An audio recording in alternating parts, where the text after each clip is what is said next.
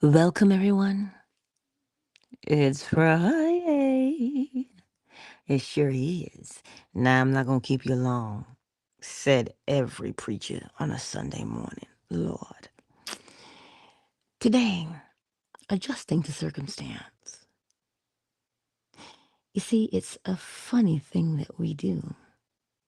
We adjust, or I don't want to say that adjust and adapting are the same, because to me they're not. Right? But adjusting to circumstance, if we watch ourselves, we'll see when we do it.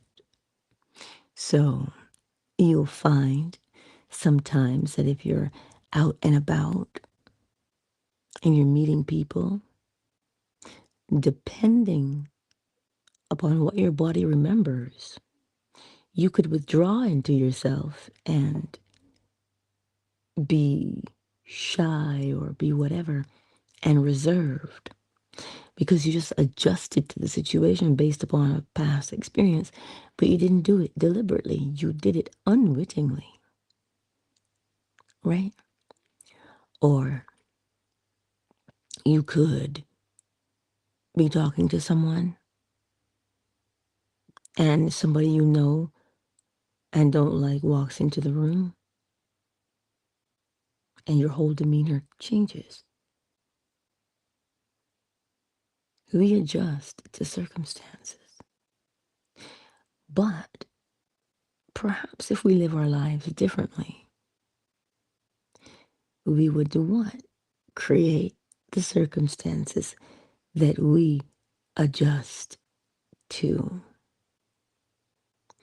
One of those scenarios is deliberate, and the other is unwitting. Think about that for a moment. We're always going to adjust to every situation because that is our nature, to adjust. But it is best if we can create the scenario deliberately that we adjust it to. You see, it may appear to be exhausting at first when you're constantly aware, but the freedom lies in being aware instead of not. Ponder this for a moment. We're always gonna, pardon me, we're always going to adjust, but it is best. It's okay, sugar, it's okay. It's okay. It's okay. We're always going to adjust, but it is best to adjust to the situation of your making, because your adjusting then is not a place that you need to pull yourself up or out of, but your adjusting is a place that you want to be, right? Think about that. And you feel it truly so keenly in your body. You feel it so keenly in your body. And it's like it doesn't, like, you're on your way to work. Now, depending on how you feel about that job, that's how you're driving into work. That's how you woke up, based upon how you feel about that job. See what happens? We always adjust to circumstances. But it is high time that we begin to mold and shape our circumstances, because we're going to adjust anyway. So it might as well be deliberate instead of unwitting.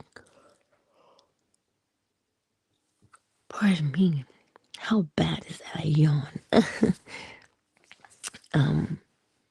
But I trust it makes sense, because sometimes when we don't pay attention to what we do, we behave in unsavory ways that are a detriment to us, right? Sometimes that's what we do, and we don't even know that we're doing it. So the purpose of today is to remind you to watch yourself. Pay attention to how you behave when you walk into a space. Are you all right, sweetness? You let me know if you need me. I am talking to a little bit because he's right next to me. That leg, right? But anywho, um, you always take your time to pay attention to how you are behaving. And this is when you catch yourself, you'll begin to realize how you change depending on what situation you enter. You'll catch it. And when you catch it, that's your power move right there. Because it will also show you how you've allowed yourself to be manipulated. Hmm? You know, it seems like somebody just comes along and they just know how to push your buttons, or they know how to do crazy things that you think they're crazy. Or we say, oh my God, a narcissist. I didn't know. If you watch your behavior when you are around people, you will begin to see your subtle behaviors, your quote unquote subconscious or hidden behavior. I keep telling you, nothing is hidden from you. It just simply is that we don't look because we've not been taught to look. So watch how you behave around people, and it will show you what you are doing.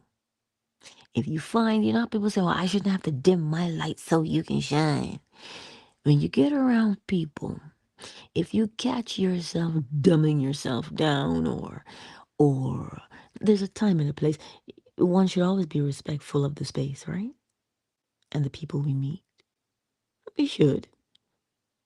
But then you begin to realize how you behave when you get around them. And then you'll realize, wait, I don't need to pop off in here. I see what's happening.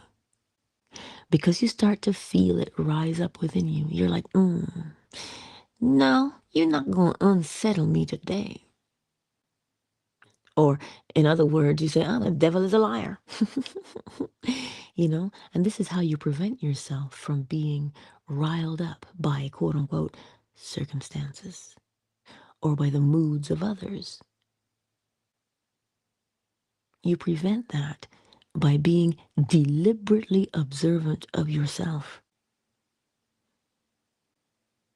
You get around somebody and you notice how relaxed you become.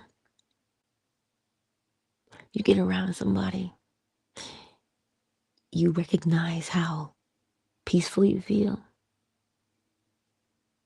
Nobody's asking you questions, nobody's hollering, and the whole space begins to quiet. And pay attention to those things because they're telling you about you. Because you find that space comfortable, you feel safe in that space. So that tells you something about you. So that when you walk into another space, and what it will also help you to do is recognize it from a distance. Don't make me do it. From a distance, you'll begin to recognize from a distance how you are going to behave in a situation. So when you can see that, you go, oh no, that would make me, as my grandmother would say, that's gonna make me sin my soul today, so I am not going. Thereby, you are protecting yourself. You don't have to throw your dog in every fight. But as long as you can recognize that that's your pattern, that you've been throwing your dog in every fight, well, then you got to ask yourself a question. Why do I feel the need to fight all the time? I'm exhausted with the fight. I want to stop fighting. Oh, so you want peace. So then if you want peace, you start to cultivate it within yourself first so that you can say, this is the blueprint of peace that I want to experience. And it's interesting, Neville Goddard said something very, very, very interesting. The thing that you want to become, you must love it. And then he tells you why you must love it. Because it'll allow you to stay persistent. It will allow you to look at your life and say, wait, I'm going to stay faithful to this new image of me. I'm not complaining anymore. I got nothing else to say about nobody. I'm just focused on moi, on me. And when you do that, you're going to start to see a change in yourself. Well, it's the only place to make the change. As within, so must the shadow or experience be on the outside. Right? That's what we're doing. So when you hear yourself say, oh, I can't stand them. Ugh, they make me sick. Who do they think they are? Who do they think they are? Ugh. Watch that. What is it saying to you about you? Because the first thing you're going to ask is, well, why don't I like them? If you really want to know, you would ask. But if you don't care to know, just catch yourself when you're doing it. Oh, it's okay, baby. It's okay. A little closer, like that. Oh, good. Oh, you're welcome. Good boy. Very good boy. You can close your eyes again if you'd like. I know. But if you truly watch, like I said, if you go to church, you walk in and you see a deacon and you're like, oh, or you get to church and you don't want to get out of the car. You say, oh. See that attitude? Remember, it is not there for you to judge it.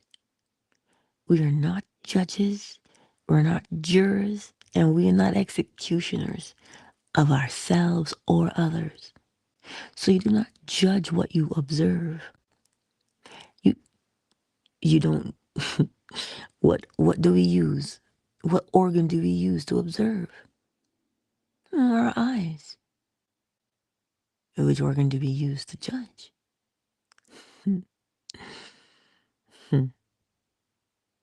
So no, one does not judge. When you find yourself going through a particular situation and you say, darn it.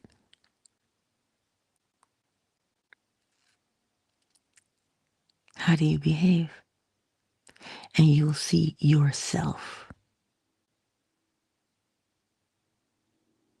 It'll tell you, Angela, you're behaving like ... Is that really what you want? Is that really what you want, Angela dearest? Is to flip out? Tell somebody about their mama? Is that what you want? And then I respond, no, it isn't. And then I always get the question, what is it then? And in that space, I catch myself.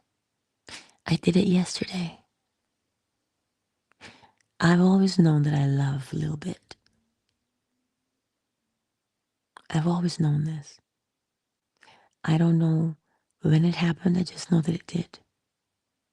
because I was afraid of him the first time I got him. I was very afraid of him because his movements were so erratic to me, and I didn't know if I could hold him or not. But over time, something changed within me, and I saw him differently. And I knew that about myself, that I loved him. But what I did not know until yesterday is how much he loves me. I did not, and you know what that taught me about myself?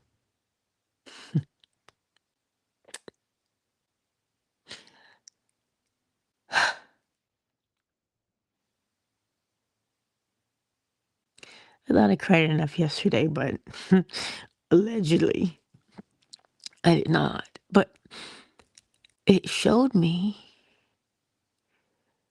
how little I valued myself.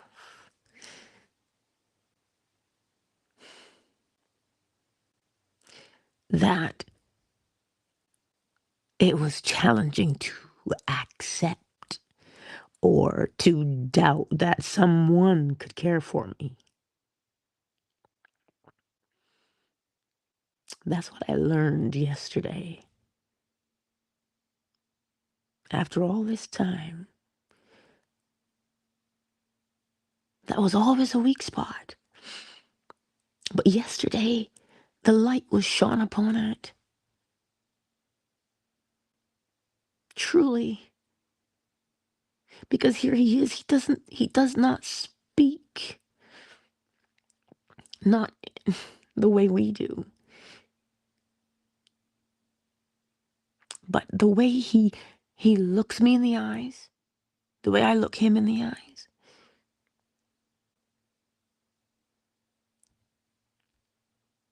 Just the way he trusts me. I didn't know that. I didn't know that I was worth that.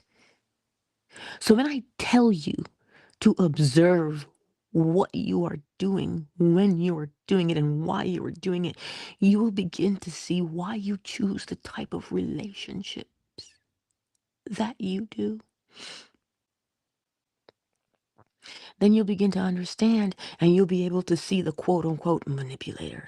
You'll be able to see quote unquote the narcissist from a mile away, because you will know yourself.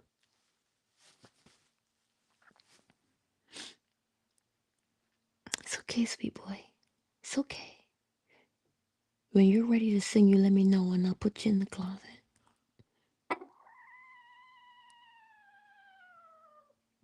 Oh, you okay?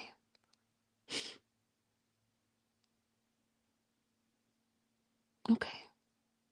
I trust you. But that's what I'm trying to tell you. Pay attention to how you behave in your circumstances. What kinds of adjustments are you making? Are you conceding? Are you acquiescing? Oh, how I was introduced to the word acquiesce was by dream. I'd never used the word before. I'd never come across it in a book that I could recall. But it came to me in a dream, and I had to get up and look it up. It goes along the same line as surrender or to concede, meaning to give in, to, just let somebody do something to you just without argument. You don't fight, you don't fuss, you just let them, right? So if you pay attention to what you're doing, you'll begin to see when you do that. You'll begin to see when you do those things. And when you catch yourself acquiescing or catch yourself feeling inadequate when a certain somebody enters the space, or catch yourself feeling, this is good for me. Yeah, not just the bad, but the good and the indifferent. It is just all observation. because all you're doing is watching how you respond. And when you see how you respond, you've learned about yourself. And when you learn that thing about yourself, now you've discovered your rhythm, your pattern, the hidden, quote unquote, hidden, because remember, nothing is hidden. That's why you're seeing it, because it's not hidden. But you begin to see what that thing is that forces you to make the types of decisions that you make. Because that's what it feels like, right? Compulsion. It's just this thing that's making, why do I do it? Something's making you do it. What's making you do it? The neurological pathway you have set down, aka the belief, the what? Mental mood that you have set down habitually, that you no longer see, but you live it out every day. That's why men like Dr. Bruce Lipton can come along and tell you that most of our, or 95% of our decisions are unconscious. And the only reason why they are unconscious is because we're not aware of them. But the way to become aware of them is to observe yourself so that you can see where you make your adjustments. Why do you think there's such a big business with body language reading? It is something we don't even know that we're doing, but we're doing it. So that's why you pay attention to what you are doing when you are in any situation.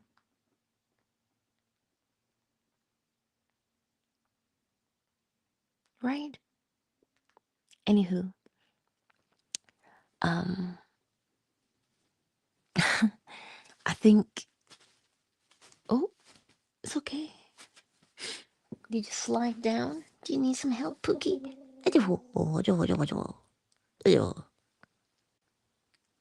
I know, I know, I know, I know. I know. I know. Take your time. Yeah. Did you? Oh, take your time. Yeah. Let's welcome everyone to the space, shall we? I don't know who's on YouTube, Facebook, and TikTok today. I don't know. Because remember, TikTok, if you can hear me, I never see you guys because I'm streaming through. I don't stream from TikTok, so I don't get to see you. But rest assured, I know you're there. YouTube and Facebook, I know you're there. You just haven't made yourselves known in the chat. But welcome. Twitter, well, you know, Twitter is, as Twitter does, is tumbleweed Twitter. um, Fan base was with us today. Oh, I spoke too soon about tumbleweed Twitter. Well, here, look what just blew in. Hey, yellow green. I see you, Yoda. Do or do not. There is no try. I see you. Welcome to the space, dearest. Who's on Fanbase kicking it with us today? We got Oracle Treehouse. Hey, honey. Oh, Matthias. Truly a great young man. But I can only tell you that. But you'll come to know it for yourself. The surreal is here. Flo Smiles is here. KZ. My sweet KZ. Miss McQueen. Miss McQueen. I see you. I see you. um. Oh. Oh my. Brian. Hello. But that's how you do it. You begin to pay attention, and then I'll tell you how to change it, right? Use the same 3 steps to change any situation. It does not matter the situation. They're just 3 steps. So you observe what you are doing when you are in particular circumstances. Just observe. And when you begin to see how you are behaving, clearly without judgment, What's a judgment? Oh my God, you're such a loser. Look at how these people treat you. Oh my God, you don't even deserve anything good in this world. That is a judgment. But if you watch yourself, you say, huh, so that's what I'm doing? I didn't even know I was doing that. I wonder how long I was doing it for. Well, you know what? Today's the day of change. I don't like to be that. I don't want to do that. Step one, when you see what it is that you do not want to be, if you say, oh my God, I'm hungry, well, then what do you think you want? To be fed. If you were thirsty, you would want something to drink. If you were bored, you would want entertainment. It must be the same. It has to be the same in its nature. You can't say, I'm lonely, I'd like some money. Those are not the same. If you're lonely, you're looking for companionship. If your feet are bare, you need some shoes, right? If your butt is bare, you need drawers. Hello? I digress. But you hear what I'm saying to you. You use what you do not like to clearly see what you do like. And when you see it, you say, oh, that is what is required. Good. Now that you know what it is that you would replace it with, there is a particular action that you would be doing that confirms for you that you did change. There's something you would be doing. I don't know what that is because I don't know what it is you want to become. Only you know. So when you recognize what it is you want to become, there will be an action. Now, if you wanted to be a teacher, well, you'd be in a classroom. Would you be writing a curriculum? What would you be doing that is just your personality to show you that you are the teacher? What would you be doing? You know what I'm saying? So there's a particular action that you would naturally be doing if you were the man or the woman that you wanted to be. And when you discover what that is, because what happens is, you know how sometimes we go through all the worst case scenarios? Oh my God, what if that happened? Oh no, what if this happened? But what if you said, wait a minute, what if I did this because I was exactly what I wanted to be?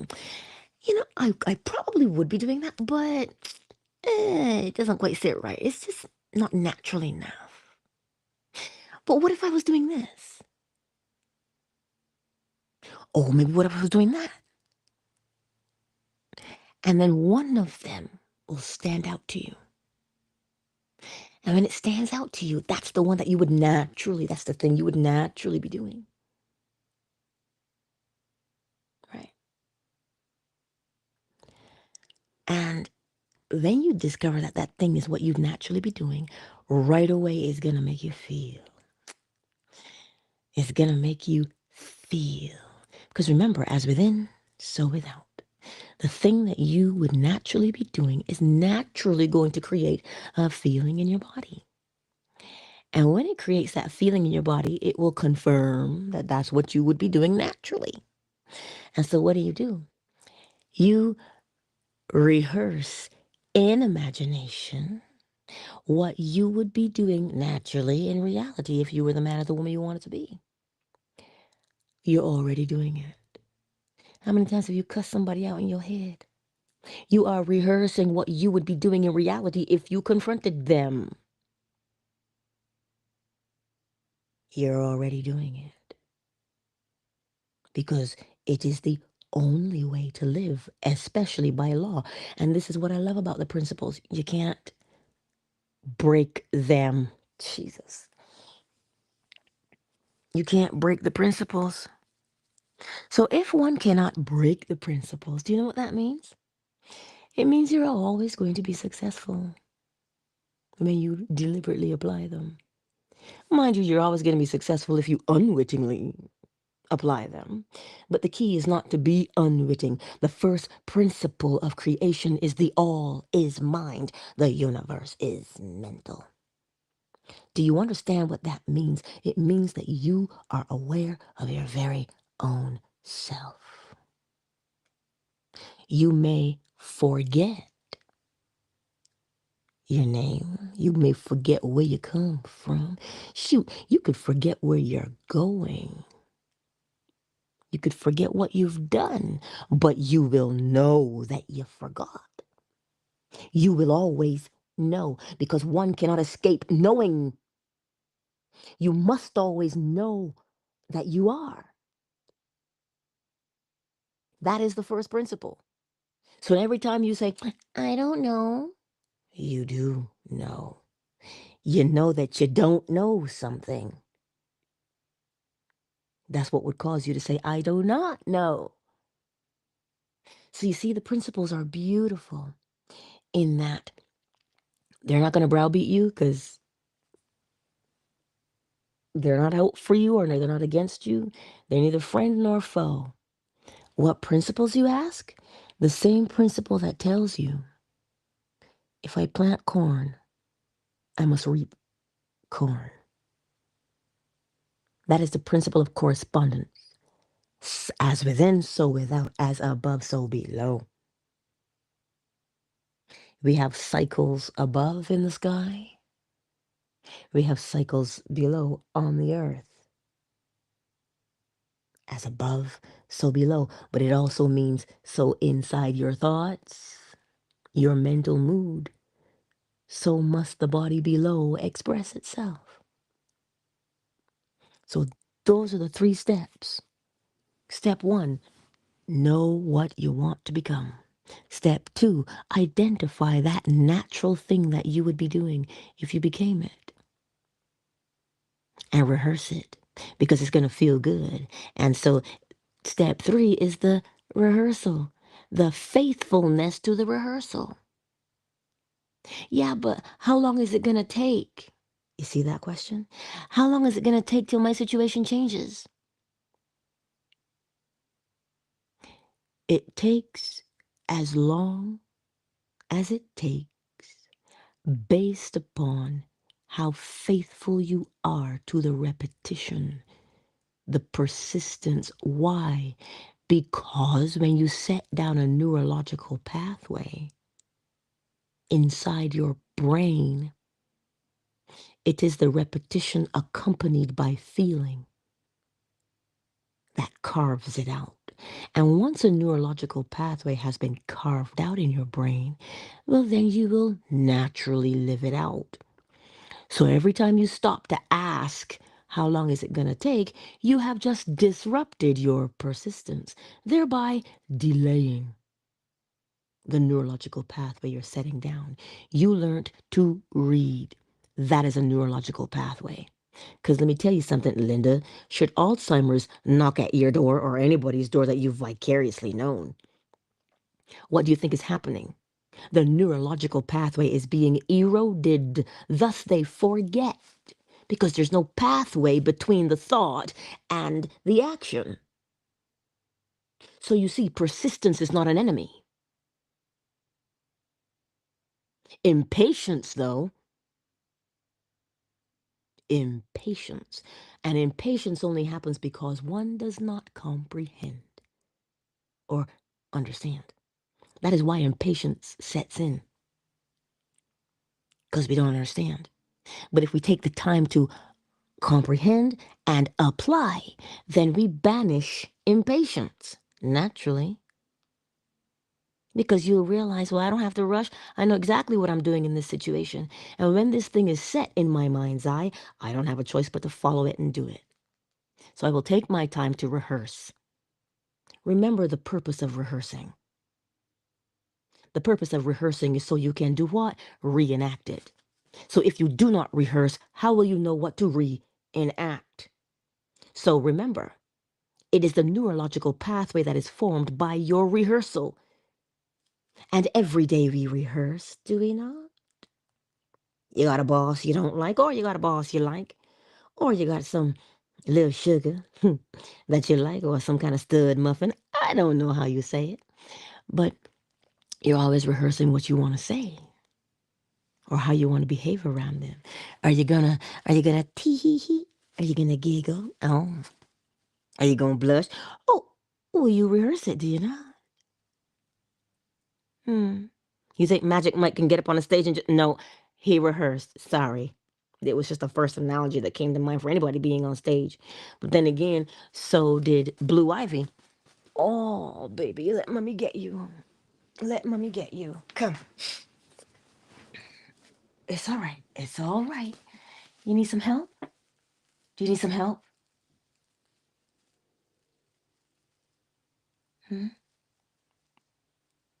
You're all right. Good boy. Very good boy. Good boy. You be all right. So, you see, we're always doing it. And I'm not here to argue or debate or convince you of anything.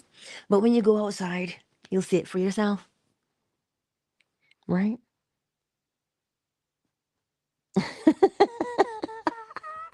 Flo Smiles, girl, you got me cracking up.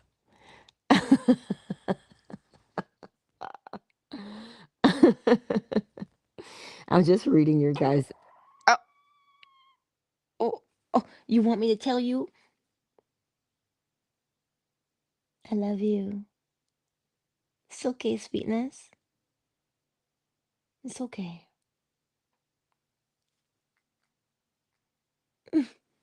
What do you... Don't pick at that. Anyway, I trust that today made sense for you and that you will begin to observe yourself in every single circumstance.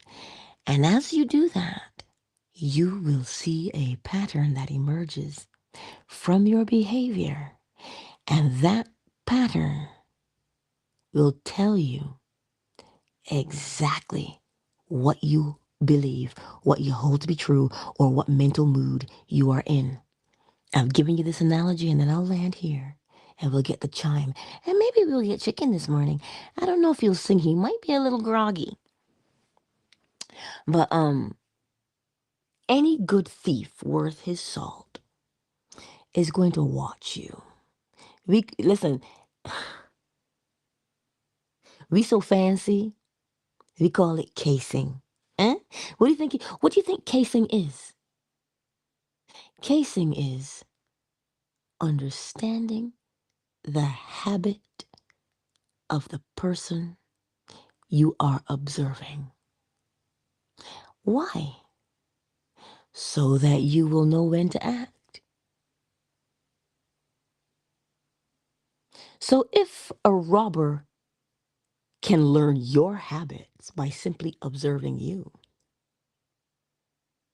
don't you think? And here, this is what I mean when I say it is by law, the law of rhythm, an ebb and a flow, a pattern, a rhythm, yes, that we can't break that law of rhythm. That's why the thief will case the joint, because he is doing what? Observing the rhythm of his mark or her mark. This is how people, I told you, choose the type of relationships. If you are quote unquote a narcissist, I don't even know why we use that word. You just look for the pattern that they have and you will see what their inner belief system is. They need to control the situation because they have no self control. Hello, you just have to read between the lines when you observe the pattern and the rhythm. So now that you know the principle of rhythm, the law of rhythm exists, look for it. Where can you see it when you go outside?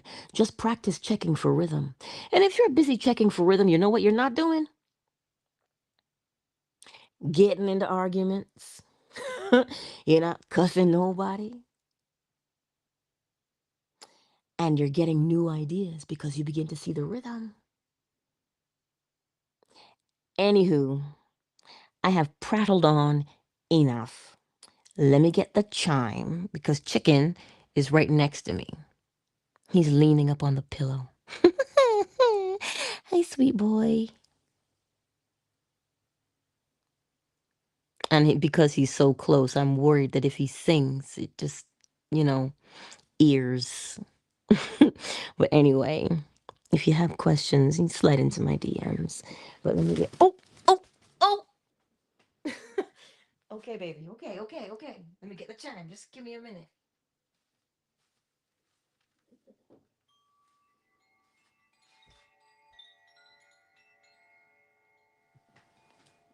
Hi.